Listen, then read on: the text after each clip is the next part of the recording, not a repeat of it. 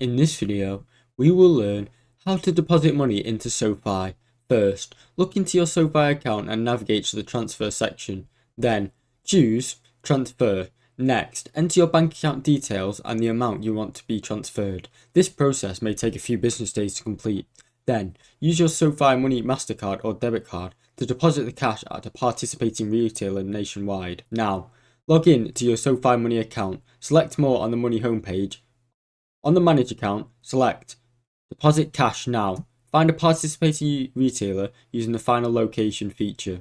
Tell the cashier that you want to deposit cash using Sofi Money MasterCard debit card.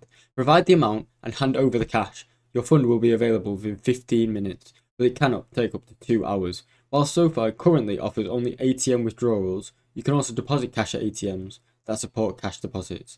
Check your bank to see if the ATMs are accepted. Follow the specific instructions. Thanks for watching. Don't forget to like and subscribe.